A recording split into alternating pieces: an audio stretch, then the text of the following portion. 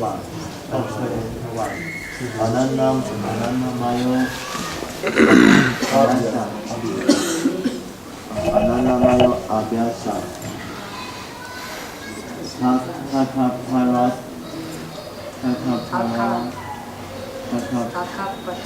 Tatapatistana. Good. Reading sometimes difficult. Better they learning by hearing. Reading is also good. Haribo, Haribo. All right. Нет, я не в камере, по-любому. Она не берет даже рисунок. Hello, hello. Hello. You can turn the gain up. You can turn it up. I can use from here. Otherwise, I have to put here, maybe. Huh? Maybe just put on the mic. You can click on your mic. This one. No, because this is more sensitive. Listen. Hello. So I have to speak closer. No problem. I'll hold it today. Where is Okay. clip? It's supposed to be clip. I might have one with a clip. Okay, we don't need today. No, no need. You need? Hello. Hello, hello. Of course. No need, huh?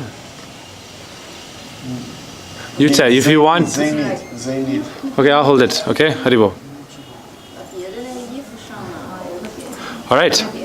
Purve Gaura Chandraya Radhikaya Taralaya Krishnaya Krishna Bhaktaya Tad Bhaktaya Namo Namaha. Vandeham Shri Guru Varam Shri Upanuga Pravaram Rajarasar Sikancha Narayanang Tang Prapanam. So we learned 3 new sutras today. Yeah, sounds good with the mic. Okay. So everybody know what they are? Let's say them together.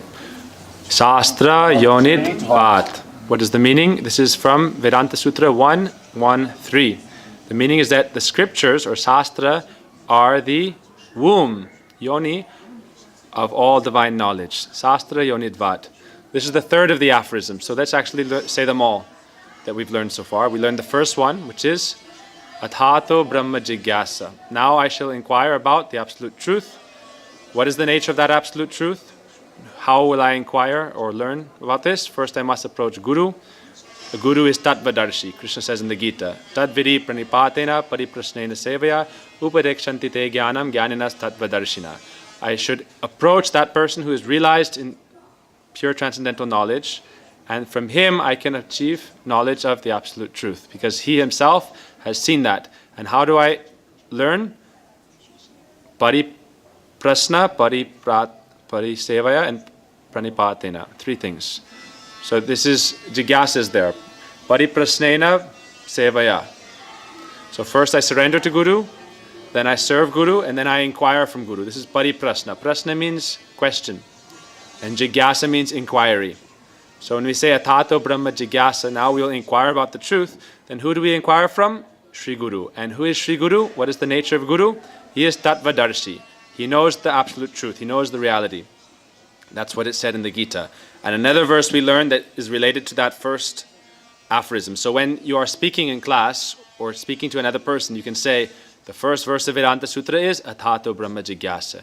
What does that mean? Who to inquire from? You must inquire from someone who knows that supreme reality. And who is that? That is Guru. Guru means he who takes you from darkness to light. Darkness means ignorance. Light means knowledge, pure knowledge. And there's 3 verses you can say in regard to this Atato Brahma Jigyasa. 3 important verses. First is Om Jnana Timirandasya Jnananjana Shalakaya Chakshuran Militam Jena Tasmai Shri Guruve Namah.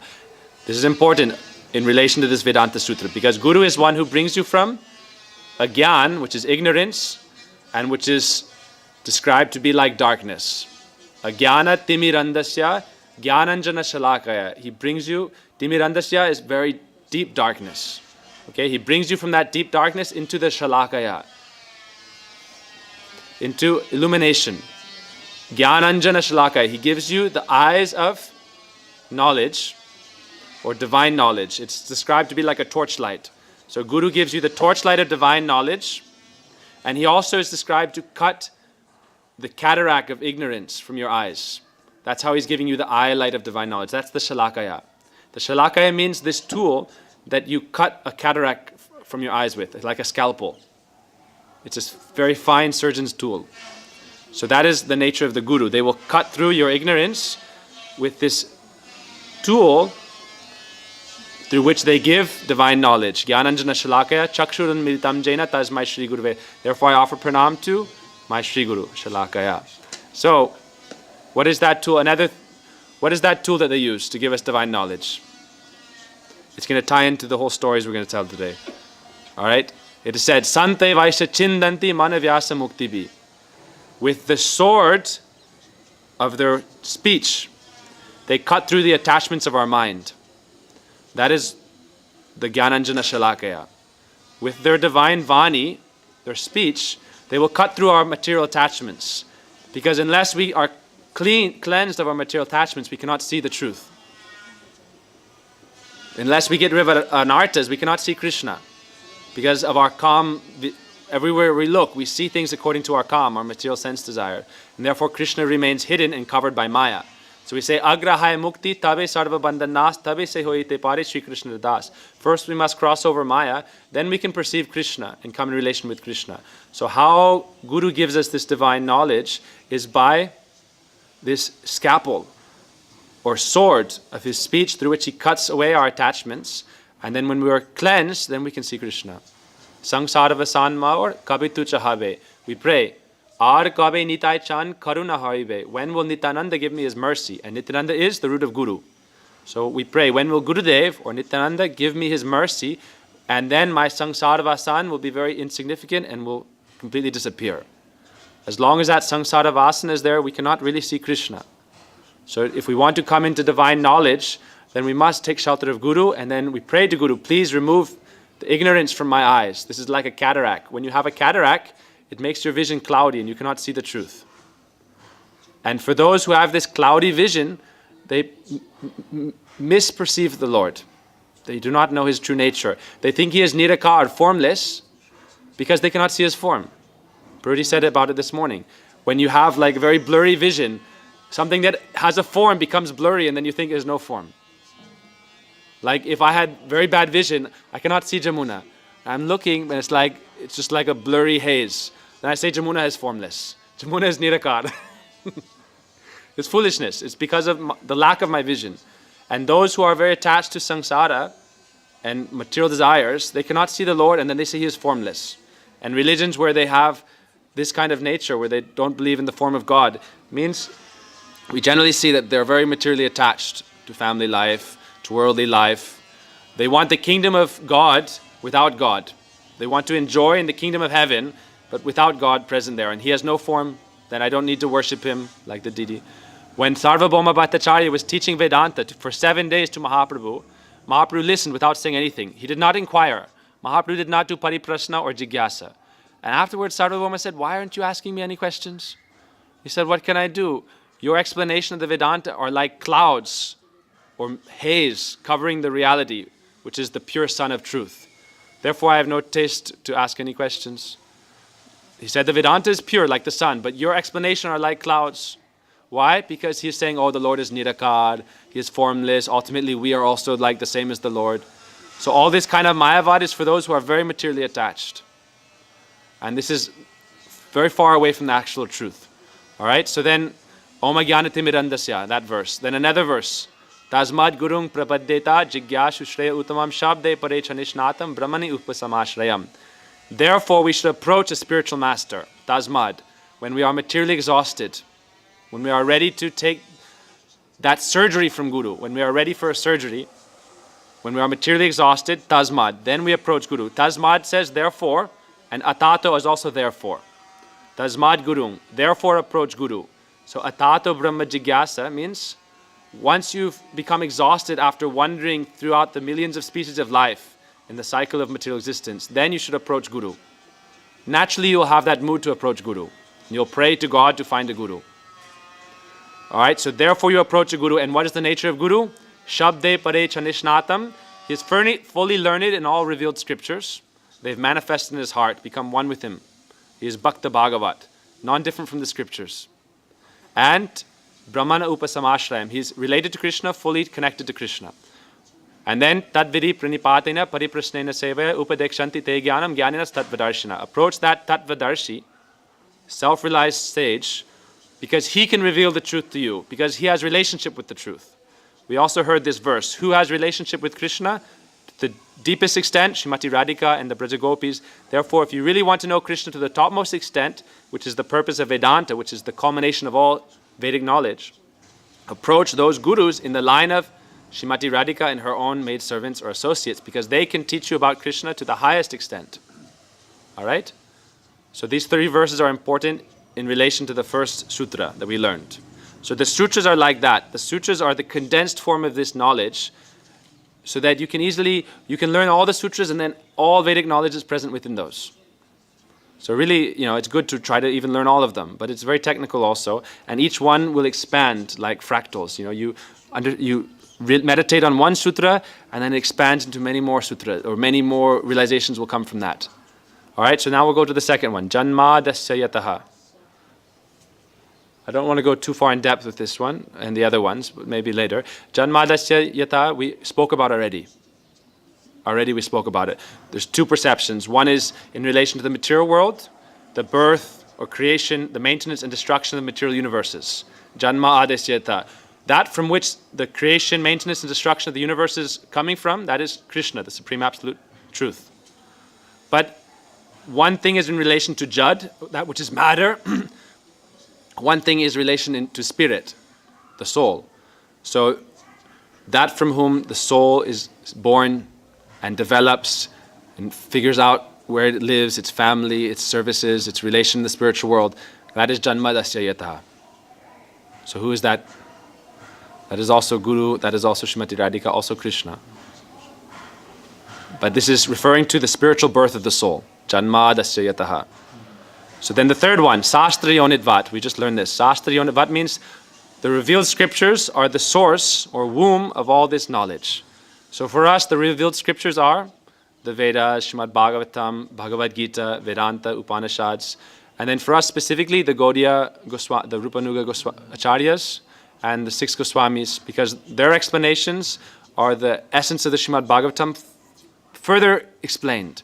Like we have these sutras now, and they're very short. And when we discuss these sutras, we can speak for days and days and days and days, discussing one sutra. So the Srimad Bhagavatam is also like that. We can read the Ras Panchadhyaya, descriptions of Krishna's pastimes and dances with the gopis. And then the Goswamis wrote so many volumes of books describing the nature of Krishna's pastimes with the gopis, the nature of Braj, the nature of their pastimes. In the Bhagavatam, it's 1 canto, but Parikshit Maharaj only had 7 days to live. And he had to describe the whole 12 cantos of the Bhagavatam. So how much time did he have for Krishna Lila? Even still, 10th canto is the longest part, over like 90 chapters. But still, how much time did he have in 7 days? So the Goswamis, they gave us so many books further revealing the essence of the Srimad Bhagavatam. So those are our revealed scriptures, because it's like putting a microscope and further illuminating. Like now, on this table, there's so many atoms, so many molecules, and I can't see them. All I can see is the cloth. So if we zoom in more and more close, then we can see more and more detail. So the Goswami's books is the more details about the Srimad Bhagavatam. So for us, it's not different from the Bhagavatam. In Jaiva Dharma, Bhaktivinoda Thakur describes this, that for us, the revealed scriptures includes all the Goswami's books. Because all the sastras also are revealed by the realized sages. And who is more realized than the Goswamis, who are Radharani's Manjaris? People may argue and say, oh, only the Vedas, only the Upanishads are the real scriptures, Shastra. And these later books are like literature, but it's not on the same level of importance. But for us, the Goswamis' books are on the same level and even more important. Because who is more realized than the Goswamis about Krishna Lila, about Braja Lila? It's said that even the Upanishads cannot see beyond the effulgence of the impersonal Brahma Jyoti. They cannot perceive through that covering into Braj Lila. It's very difficult for them. Therefore, the Upanishads and the Shruticharis and the Vedacharis, they all did austerities to become gopis and to enter Ras Lila. They followed Katyayani Vrat. They entered Ras Lila. Then they came under the shelter of the Nityasiddhas, who are the Goswamis and all our Acharyas. And under their shelter, then they got understanding about Krishna's real nature, and they came under shelter of Radharani and understood Radharani's importance. So we can see even the Upanishads, Shrutis, Smritis, Vedas, they all came under shelter of the Nityasiddha Parikars. And who are the Nityasiddhas? The eternal associates of Radha Krishna are the 6 Goswamis, also Swarup Damodar, Rai Ramananda. All these personalities are Guru Varga. They're all Nityasiddhas. So even the personified Vedas and Upanishads took shelter of them in Braj Leela, after Katani Vrat, then Krishna arranged that they take shelter of the Nitya Siddhas.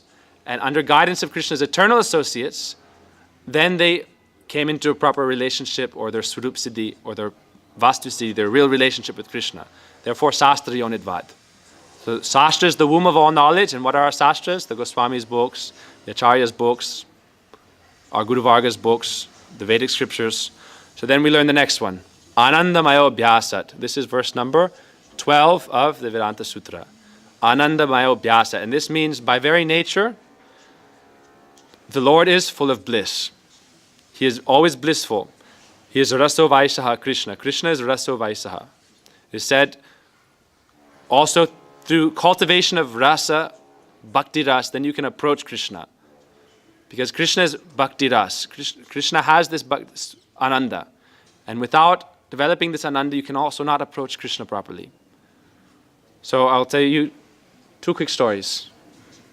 It's nice to hear some stories because it's a way for us to remember these teachings in an entertaining way. All right? So the first story is, so there are different levels of ananda. Generally, ananda means happiness. Are you happy? In the Vedas it said, Sarva Sukhinu Bhavantu. Everyone should be happy. Sukhi means happiness. And ananda is also even more happiness, like bliss. So everyone should be blissful. That is the purpose of our spiritual activity. People want to be happy, and they're searching for happiness. So what we are giving is the real method to obtain happiness. Because there are different levels of happiness. So the lowest level of happiness is called Jad Ananda. Jad Ananda means happiness in relation to what is Jad. Jad means inert, dead matter. So happiness that is related to dead matter is the lowest kind of happiness. And all the happiness people are running after in this world is in relation to Jad Ananda. If you think, I'll be happy if I eat ice cream. But ice cream is Jad, and you are tasting it through your Jad senses, which is matter, is material. And so it gives you a material sense of happiness. But that's the lowest kind of happiness. Any other kind of happiness, through any of your sense organs. We have all these different upper senses, the tongue, the belly, the genitals, the ears, the eyes, the nose, and through these we're trying to enjoy the objects of the senses. And the senses themselves are pulling us towards enjoying the objects of the senses. And we think by enjoying the objects of the senses, I will be happy. But really, we're just gratifying our senses. This is called sense gratification. And we call it happiness. It's when you have an itch and you scratch the itch, then you feel relief. And you think that's like happiness. But it's relief from an urge, relief from an agitation. I have a very bad rash, and I'm scratching it, and I feel some sense of happiness. If I don't scratch it, I'm very agitated. It's very difficult not to scratch the itch. Prahlad Maharaj said, what is the worst form of itch that is the most difficult to tolerate? He said, Yan maitunari grihamedi sukham hitucham. Kandutivan manasijam vishaheta dhira.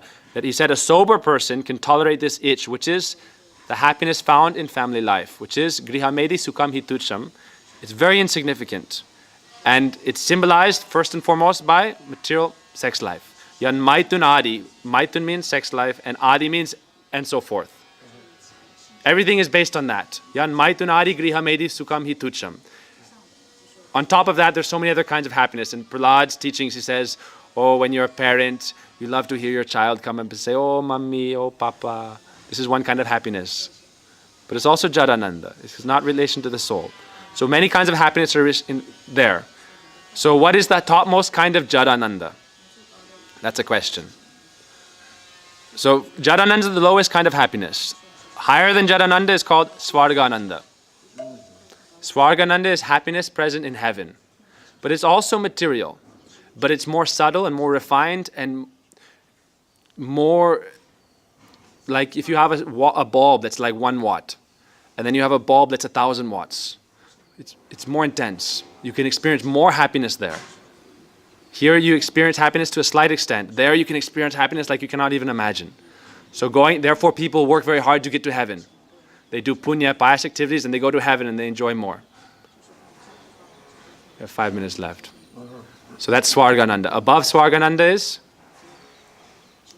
Vaikuntha? No, Brahmananda. Brahmananda. Brahmananda means like the sages when they go up to a higher level, Brahma Bhuta Prasanatma, Nasochati Nakangshati. Krishna says in the Gita, when you're on the Brahma Bhut platform, you enjoy more happiness.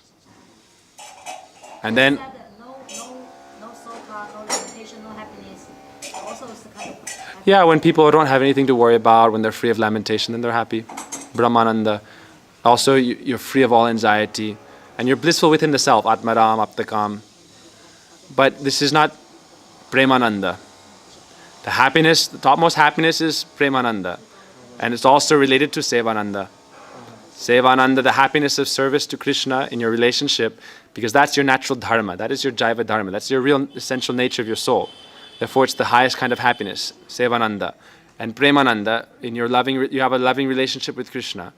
When you're in love, like even in this world, you think you're in love, and that's the greatest kind of happiness in this world also. People think, okay, if I'm in love, then it's some kind of happiness. But it's mostly illusory, or it's very temporary.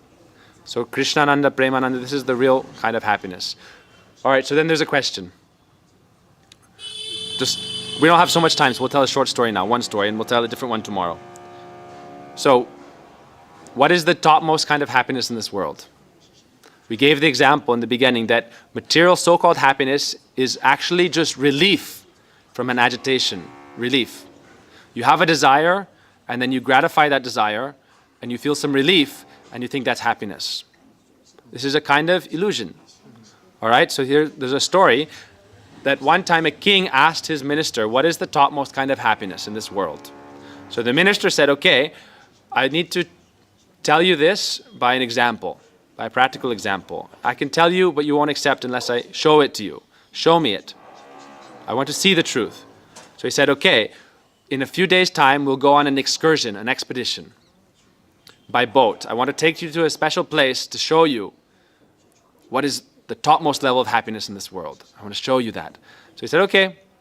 So then, the morning of their trip, the minister arranged a huge banquet. Banquet means a very opulent kind of breakfast for the king. Hundreds of items, paneer and samosas, so many sabjis, so many sweets. And he fed the king for like an hour. And he made the king eat more and more and more and more. He said, no problem, I want to teach you the greatest form of happiness. So taste all these nice foodstuffs. And he gave them all the nicest kinds of food they could arrange. And they said, okay, let's go. So then they went out and they walked with the whole retinue, associates, and then they went on a boat. And he said, I have to show you this down the river someplace. To show you the greatest form of happiness, it's down the river. So they went on the boat, and he was going down the river for a couple hours. And he said, when are you going to show it? He said, it's a very long way. Don't worry, it's going to be worth your time, I promise. I promise, it'll be worth all your time and effort. So he said, okay. So then some more hours going by. He said, when are you going to show me it? And it was like noon now. He said, soon, soon, soon. Then the king said, look, it better be soon. Otherwise, I have to go to the bathroom now. And you should take a break, and I'll go to the bathroom, and then we can continue. He said, no, it's very, very close. It's only another like 20, 30 minutes. He said, no, I need to go to the bathroom very bad. Number one or number two? Number two. So he said, all right, just wait a little bit more. He said, no, you stop it right now. He said, no, just a little bit more. It's only 5 minutes up the road, up the stream. And finally the king said, look, if you don't stop now, I'll throw you out of the boat and I'll just go.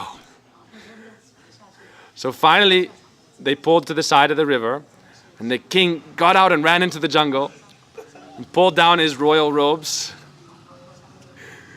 his gold dhoti, and sat down and took a squat and went to the bathroom. And then he cleaned himself and came back to the boat. And then he said, okay, let's continue. And he said, no problem, we can go back to the kingdom now.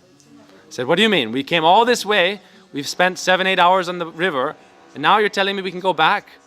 I came all this way just to see what is the real happiness, and you told me you were taking me to that place, and then we'll go back, and now you want to go back. He said, no, we already reached that place. What do you mean? He said, you wanted to find what happiness was when you felt this urge to pass stool, and it was very intense. Were you happy? Did you feel happiness when you went to the bathroom? Like you're holding it in for like 2-3 hours, and you had to go so bad, but you're holding it in. And afterwards, we came to the bank, and you ran off into the jungle, passed stool, and came back. Did you feel happiness when you were passing stool? And the king was like, oh, yeah, it was very good. He said, did you feel more happiness passing stool than when you were eating? He said, yes. When I was eating all these opulent varieties of foodstuffs in the morning, it wasn't as much happiness as when I was able to run into the forest and relieve myself. So he said, yes, this is the highest form of happiness in this world.